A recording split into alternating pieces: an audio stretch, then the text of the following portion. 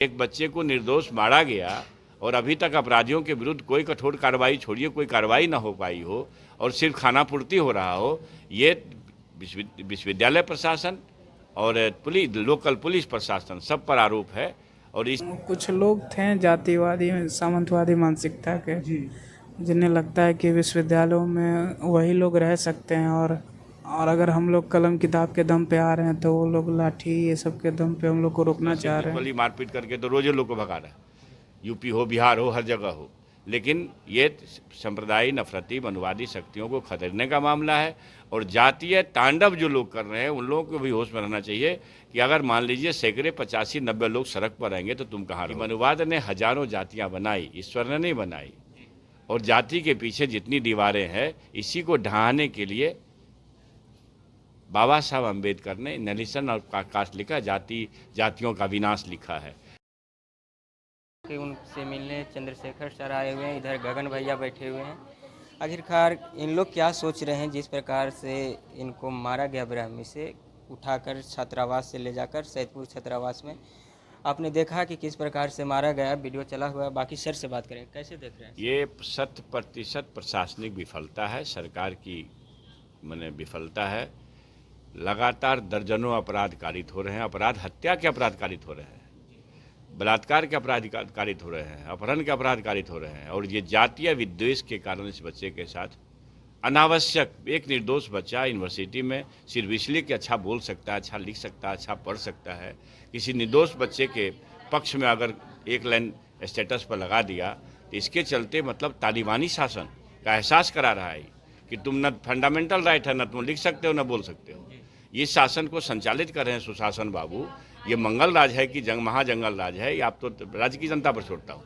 लेकिन इस तरह के कोई भी अपराध हुए और अभी तक अपराधी ना पकड़ाता हो, ये समझिए कि ब्रॉड डे लाइट में अपराध किया, ले गया, गोली भी इसके ऊपर चलाया, बाल बाल बच गया। लेकिन तब तत्क्षण समझिए अगर ये एस्केप नहीं कर पाता, किसी ढंग से नहीं आता तो ये बच नहीं पाता। तो इस ढंग के अपराध, और आश्चर्य है कि पूरे विश्वविद्यालय में इस तरह की आपराधिक घटनाओं का बोलबाला है सुशासन बाबू के राज में। अगर हर हॉस्टल बंद है, जितने छात्रावास बंद हैं, तो सैदपुर छात्रावास क्यों खुला हुआ है? ये प्रशासन के लोगों से आपके माध्यम से पूछना चाहता हूं कि संपूर्ण विश्वविद्यालय जब का छात्रावास जब बंद है, बच्चियों का तो चल रहा है, बच्चों का बंद है, तो भाई सैदपुर भी सुरखाब के पंख लगा के नहीं है, उसको भी खाली करो और जो अपराधी है उसके विरुद्ध कठोर कार्रवाई करो। सर, बैकवर्ड समाज पर हमेशा ऐसा होता रहता है, उत्तर प्रदेश से लेकर बिहार तक पूरे देश में होता रहता है। आखिरकार कब तक बैकवर्ड समाज पे ऐसा हमला होता रहेगा, सताया जाएगा? ये जान लीजिए, ये नफरती सामंती विचारों के लोग हैं, ये नफरती सामंती मनुवाद के विचार के लोग हैं, जो कभी संबुक का वध करवाए, कभी एकलव्य का अंगूठा कटवाए, कभी महात्मा फूले पेरियार अंबेडकर साहब को अपमानित किए, गाली सुननी पड़ी, शहीद जगदेव बाबू का कत्ल किए। यही शक्ति, यही विचार एक तरह से 100% निर्दोष, इसलिए कि वह गरीबों की जुबान आवाज़ थे, लालू प्रसाद जी, उनको जेल में सरा रहे हैं।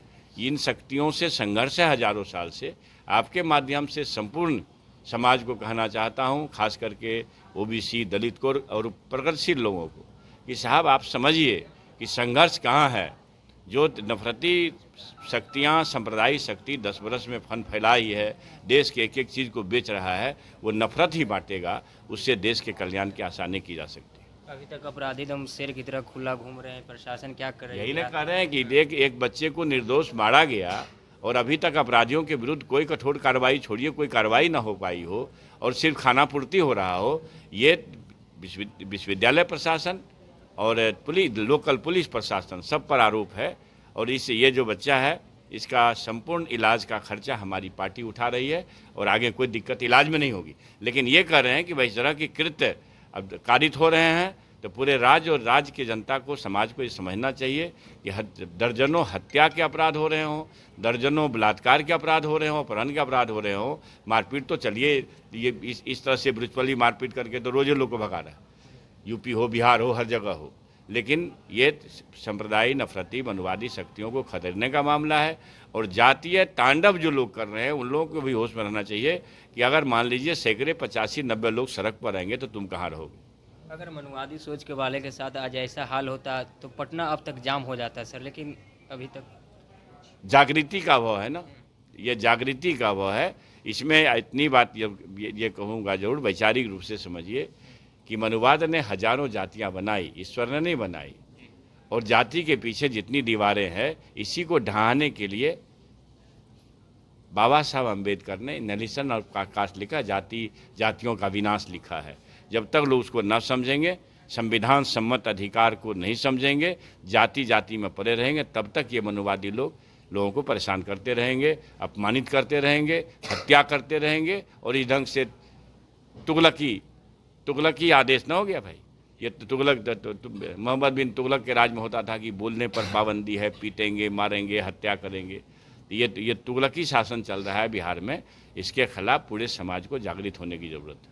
आप क्या कहेंगे गगन भैया, मौत से जूझ रहा है अमन? देखिए, बहुत दुखद घटना है और छात्र राजद का एक सदस्य है। मजबूती के साथ पूरे पार्टी के लोग हम लोग इसके साथ खड़े हैं। और कल जो है हम लोग बिहार के सभी विश्वविद्यालयों को बंद करने का आह्वान किए हैं छात्र राष्ट्रीय जनता दल के तरफ से। और इसके साथ इस घटना घटने का मुख्य यही कारण है कि यह एक पिछड़ा का बच्चा है। ऐसा स्टेटस पटना विश्वविद्यालय और पूरे बिहार में कई बार लगते रहा है और हटते रहा है। लेकिन इसके साथ घटना इसीलिए घटा है कि यह पिछड़ा का बच्चा है।